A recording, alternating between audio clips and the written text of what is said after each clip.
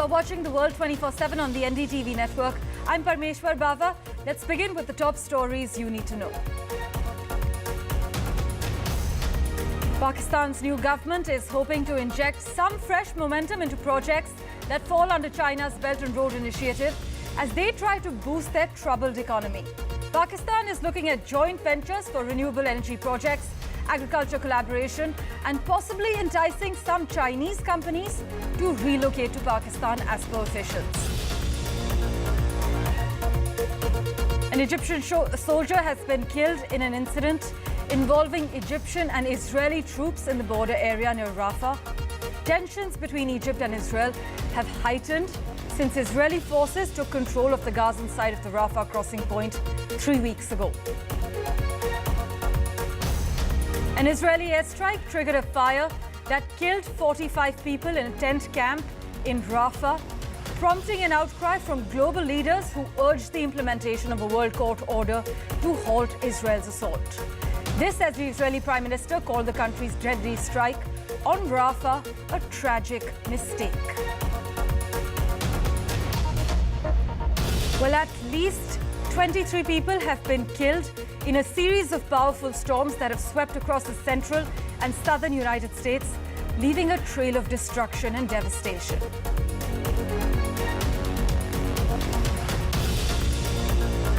Nadal bowed out of the 2024 French Open at the first hurdle after finding Alexander Zverev in inspired form. It remains to be seen whether this is Nadal's last appearance at the French Open, with speculation continuing to swirl around his future amid a lengthy fitness battle. Elon Musk's artificial intelligence startup xAI has raised $6 billion to accelerate its challenge to his former allies at OpenAI.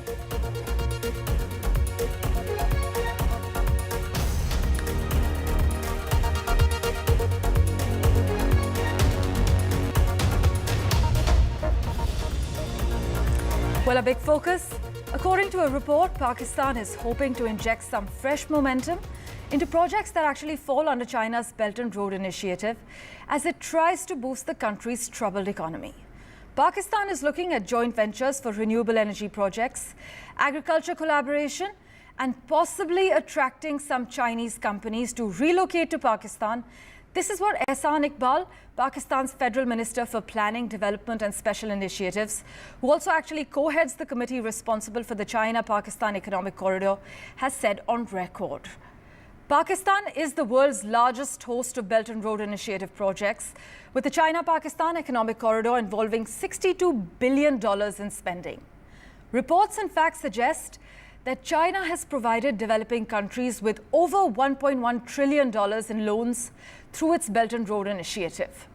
In fact, reports say that 80% of the loans involve countries in financial distress like Pakistan. Gauri Dwivedi is tracking the latest developments for us. She joins us live at the moment. Gauri, a rather interesting development. As we were discussing, it comes a fortnight after India signed a long-term lease for equipping and operating the strategic Iranian port of Chabahar.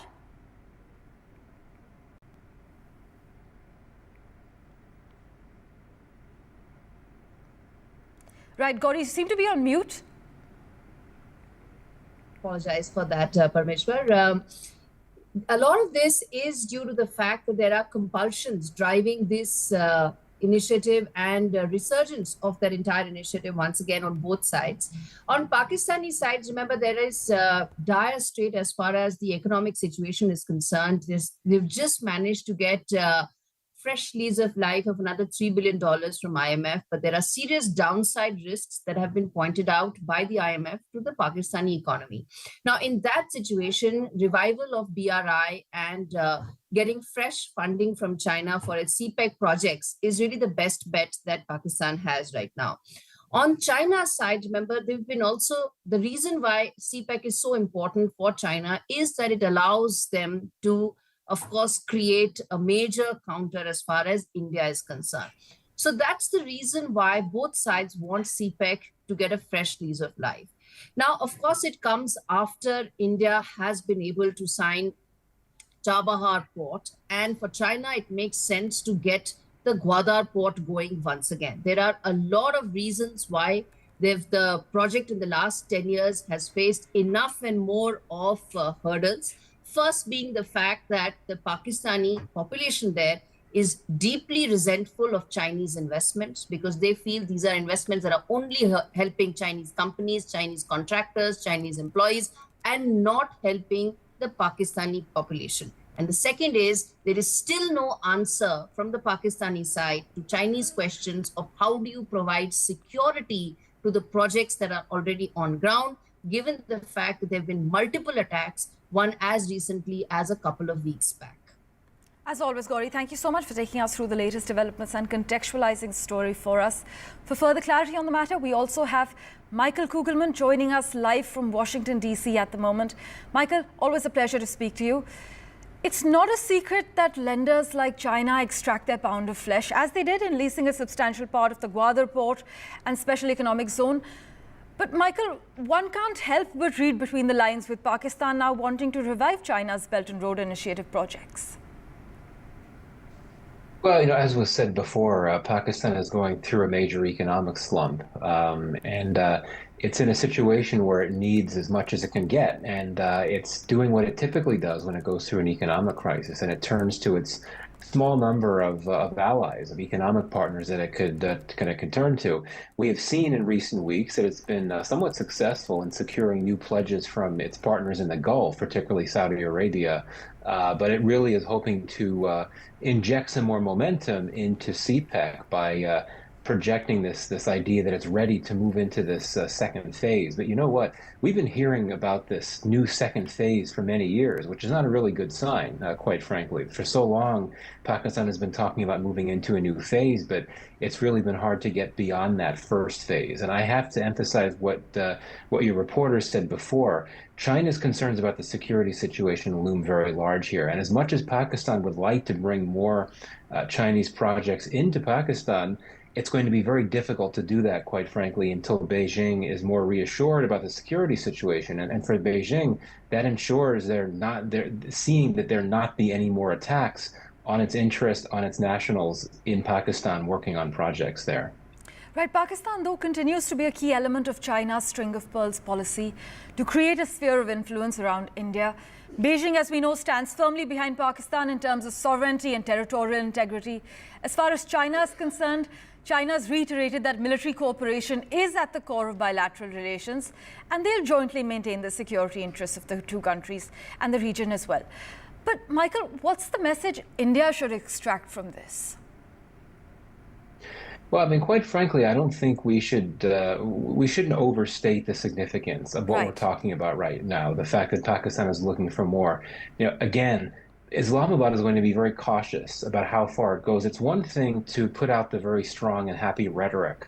I think that the prime minister wants to bank on his party's close relations with the Chinese government. It was, of course, Nawaz Sharif that launched CPEC back in the day.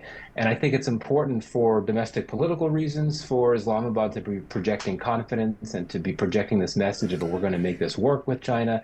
But Pakistan has to be very careful. It cannot afford to take on many more loans and exacerbate its debt problems. So I think that for India, for New Delhi, the major takeaway here is not to read too much into this. I really don't think that we're going to see a newfound momentum in this CPEC project as much as Pakistan and China would like to see that. Right. Also, Michael, some experts argue that for Pakistan, China is a low-cost, high-value deterrent against India. Does your perception align with this argument? Well, I mean, absolutely. One big reason why the China-Pakistan relationship is what it is that both countries are keen to work with each other to counter India. I mean, that's always been one of the major focal points and points of strength for this relationship, to sort of come together and see each other as working together to push back against India. That's going to continue, and I think that's why, despite some of the tensions that have crept into China-Pakistan relations because of the slowdown in CPEC and because of the concerns, the security concerns for China and Pakistan, that shared interest in countering India is going to keep this relationship very strong for quite some time. Right, Michael, thank you so much, as always, for joining us on The World 24/7 with clearer insight into the matter. The other crucial story we're tracking: Well, competent authorities are investigating the death of a member of an Egyptian security team in a shooting near the Rafah border zone. This is what Egypt's military spokesperson has said. Israel's military said it was also investigating reports of an exchange of fire between Israeli and Egyptian soldiers near the crossing between Egypt and the besieged Gaza Strip. Now, as you know, Egypt and Israel signed a peace treaty back in 1979 and have cooperated since then on security issues, especially around the border between Egypt and Gaza.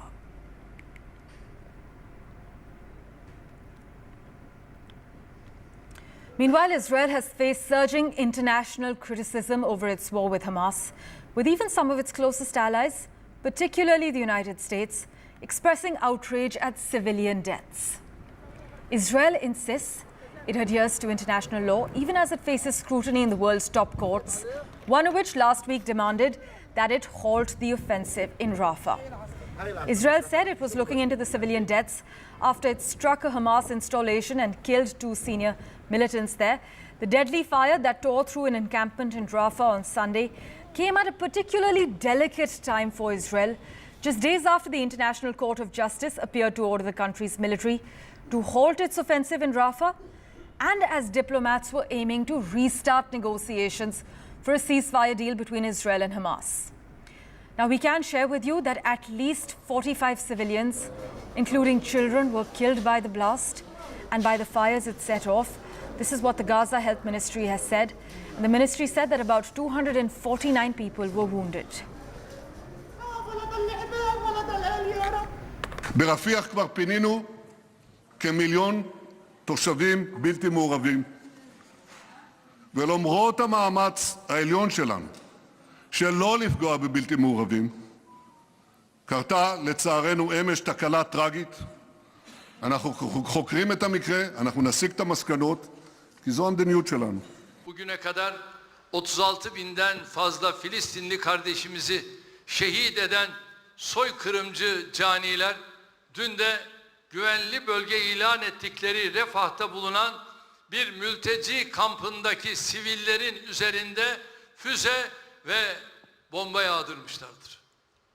Uluslararası Adalet Divanı'nın saldırıları durdurma çağrısının ardından gerçekleşen bu katliam terör devletinin kanlı ve kalleş yüzünü bir kez daha ifşa etmiştir. My colleague Mohammed Ghazali has been tracking the latest updates for us. He joins us live at the moment. Ghazali, with international condemnation mounting, Mr. Netanyahu has still given no sign of curbing the Israeli offensive in Rafah, right? Yes, and you see the developments in the last 24 hours, the clash between Egyptian and Israeli forces leading to the death of one of the Egyptian soldiers there. And then this global outcry, even France, Germany's vice chancellor, then you have US also saying that we'll try to assess that what happened on the ground. But there are 2 takeaways from here. One, that global outcry at least forced Netanyahu to come out and say that perhaps it was a mistake. But his own statements before this attack took place suggest somewhere that there is some kind of foul play over there, because Joe Biden has time and again said that there is certain red line which Israel should not cross. But in the developments which is happening in Rafah, doesn't seem that there is any red line so far, because 45 people have been killed, and they were killed in the same camp or in the same area where Israel had perhaps declared that that was safe for those people who were displaced in Rafah due to the ongoing invasion. And then also the other impact it could be, because all those countries which are involved in the mediation talks for the hostage deal have also shown their reservations. Qatar's external affairs ministry there issued a very strong statement that perhaps Netanyahu or Israel's planned attack in Rafah will also hamper the mediation talks between Hamas, Israel, and mediated by Egypt or Qatar. So 2 important countries upset due to this attack will perhaps somewhere force Israel to hold their horses as far as attacks are concerned. But we'll have to see whether US will take any concrete action, because US and UK have been giving support or backing Israel in their every operation. It has merely been a lip service since this war has begun, that how Israel has been accused by multiple aid agencies, multiple humanitarian organizations of violating human rights violations in this ongoing war. As always, Kasali, thank you so much for joining us with the latest information. Well, as they say, history will not only remember those who committed the crimes, but also those who remained silent. Paris actually witnessed one of its largest pro-Palestine marches. This was in response to an Israeli airstrike that triggered a fire and killed 45 people in a tent camp in Rafah.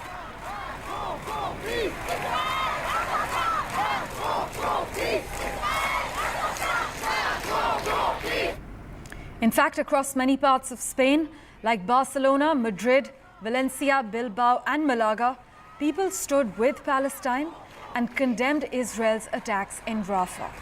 Many people who are protesting say that generations to come will ask why we didn't stop babies being burnt alive.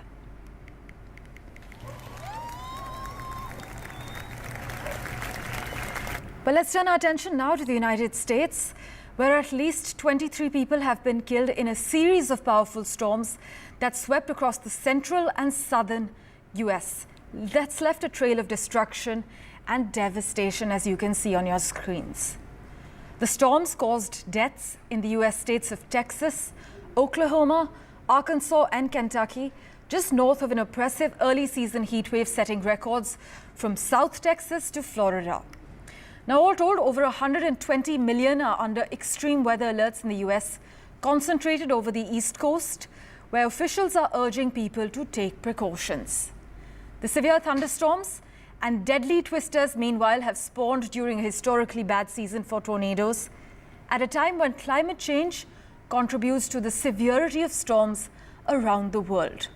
By the way, April had the second highest number of tornadoes on record as far as the United States is concerned.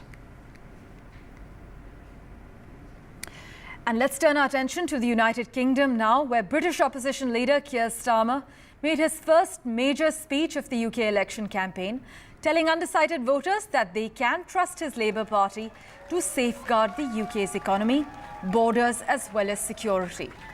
Mr. Starmer is the favourite to win the July 4th election, with polls giving Labour a double-digit lead over the governing Conservatives under Prime Minister Rishi Sunak. Here's a special report by Sky News political editor Bath Rugby. At a parish hall in a Tory territory, Keir Starmer setting out his stall.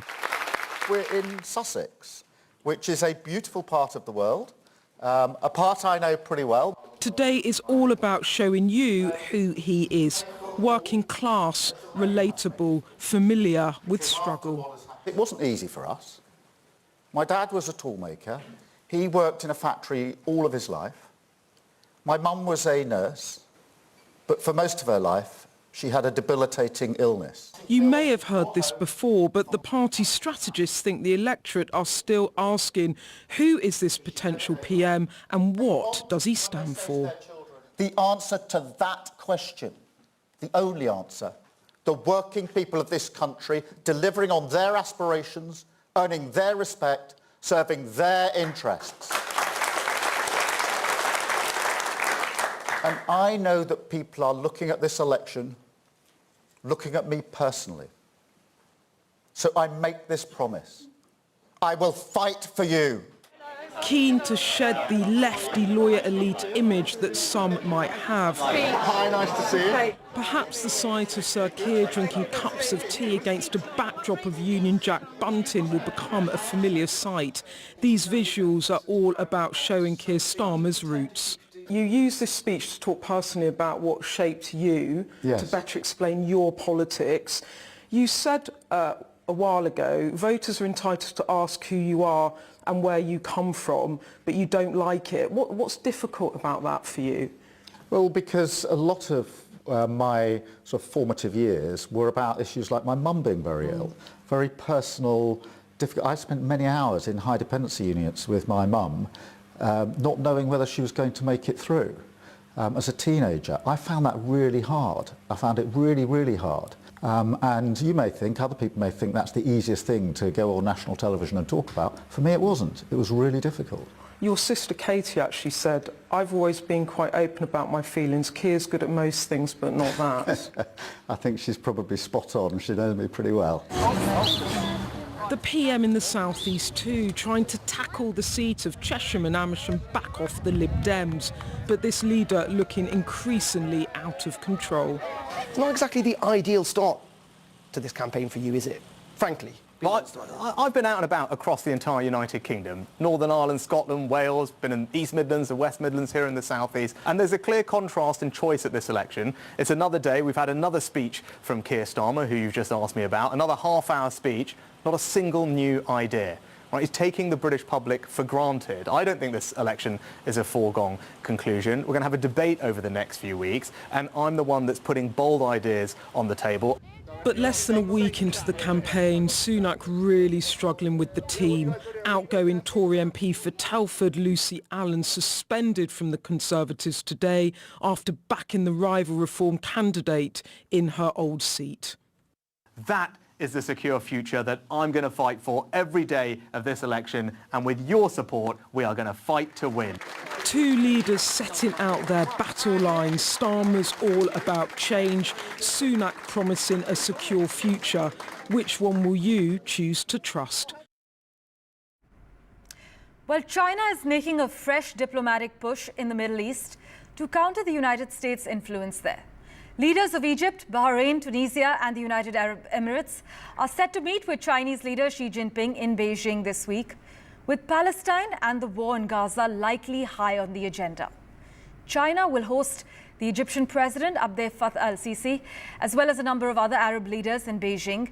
And the leaders will, from Tuesday to Saturday, pay state visits to China and attend the opening ceremony of the 10th Ministerial Conference of the China Arab States Cooperation Forum. Also among the delegation will be Bahrain's king, the Tunisian president, and the United Arab Emirates president, Sheikh Mohammed bin Zayed Al Nahyan. Experts say Beijing could also try to seal a long-sought free trade deal with Gulf states. We'll wait to hear on that. But China has adopted a relatively muted stance on the Israel-Hamas war and strikes in the Red Sea, but it has become increasingly assertive on global issues, the European Council on Foreign Relations wrote this week. The wars in Ukraine and Gaza have reinforced the narratives of a declining Western-led order, leading Gulf nations to consider diversifying their ties. As always, news and updates continue. We're going to take a quick break for now.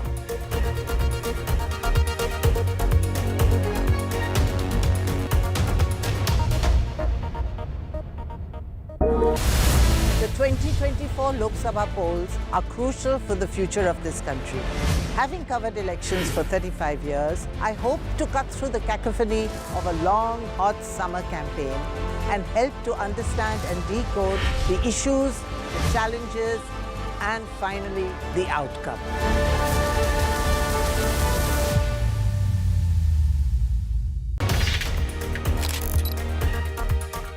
After 5 years, we are again getting an opportunity to exercise our right to vote. This is a right which has been earned after a very long and hard struggle by our great leaders. We must not waste this opportunity. I have pledged that I will vote. I have appealed to all my family members and friends to come out and vote for the development of our great nation.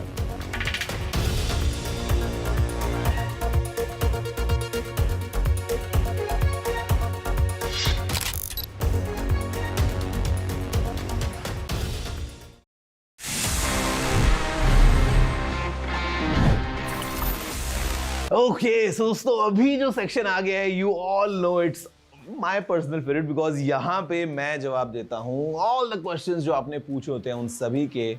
The section is known as Ask TG. Let's see what we have this week और क्या क्या अलग-अलग.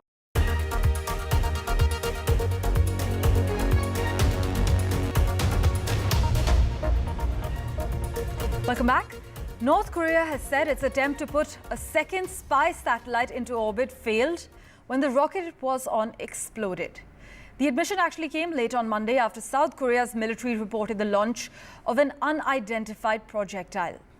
An initial analysis suggested that the cause was the newly developed liquid-fueled rocket motor, but other possible causes were also being investigated as per the report. Japan's defense ministry has condemned North Korea's attempt to put the spy satellite into orbit. In fact, we have a reaction. Listen in. 失敗の可能性を含め、詳細については日米間において、現在分析中であります。Earlier, the South Korean Air Force held drills in response to North Korea's announcement that it plans to launch a satellite. In fact, about 20 jet fighters, including F-35A and F-15K, participated in this drill in a show of force.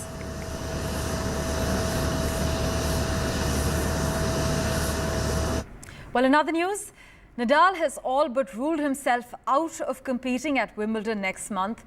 He actually returned this year unseeded, days away from his 38th birthday, and desperately searching for form of old. His brutal first round draw against Alexander Zverev pitted his muscle memory of greatness against a top contender with ideal form and preparation. In one of the most highly anticipated men's first round matches in the sport's history, there were no miracles to be found as Zverev withstood a tense, rousing second set fight back from Nadal before winning 6-3, 7-6, 6-3. And finally, Elon Musk's artificial intelligence startup xAI has raised a whopping $6 billion to accelerate its challenge to his former allies at OpenAI. The Series B round, announced in a blog post, comes less than a year after xAI's debut and marks one of the bigger investments in the field of developing AI tools. Musk had been an early supporter. He had actually been advocating for artificial intelligence, backing OpenAI before it introduced ChatGPT in late 2022. But Musk later withdrew his support from the venture and has advocated caution because of the technology's potential dangers. He was actually among a large group of industry leaders urging a pause to AI development just last year. Well, thank you so much for investing your time in watching this edition of The World 24/7. We'll keep tracking the latest developments for you. Do stay tuned.